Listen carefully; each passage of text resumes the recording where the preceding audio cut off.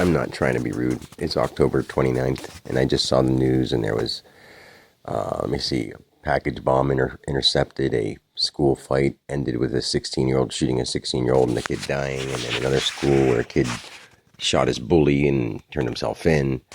And there's all this stuff going on that they highlight, and there's a bomb or a plane that, 198 passengers died.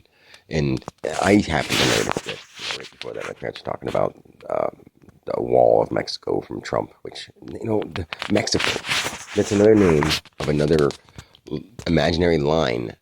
And we need to get rid of the lines. I mean, use them just so we know where we are, but just don't even look at anybody as a different person anymore. I mean, everyone is, their individual self. But at the end of that thing, they said 198 people died. None of them were American.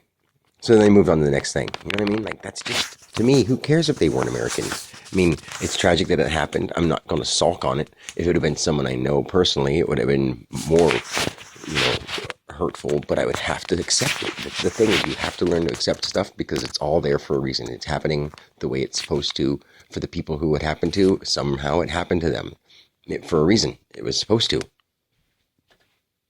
And they're not hurting. They're not in pain. That's the point. I know it sounds really weird to say, but I am positive, I'm sure that people, once they die, they're not in pain. They might be scared, but that time and space and all that kind of thing, it's short if you don't. It's hard to explain.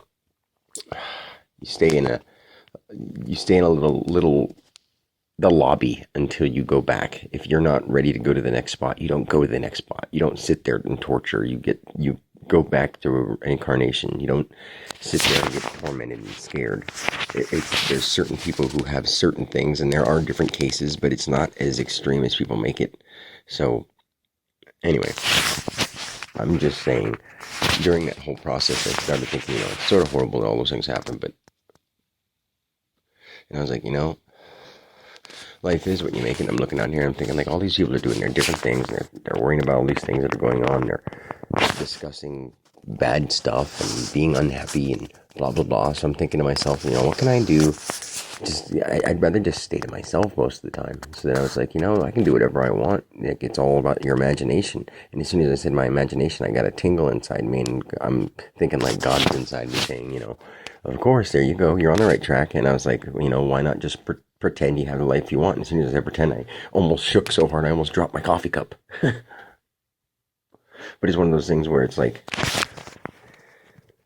pretending and imagining is the first step of creating. What is God? The creator. So the more you imagine and the more creative and the more fun you are and the more you make things up, and not as in lie, but be creative, and the more you expand on yourself and just do new things and be spontaneous, it makes your life better.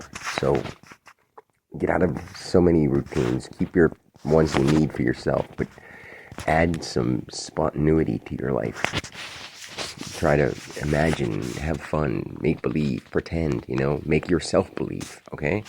Anyway, I love you. Bye.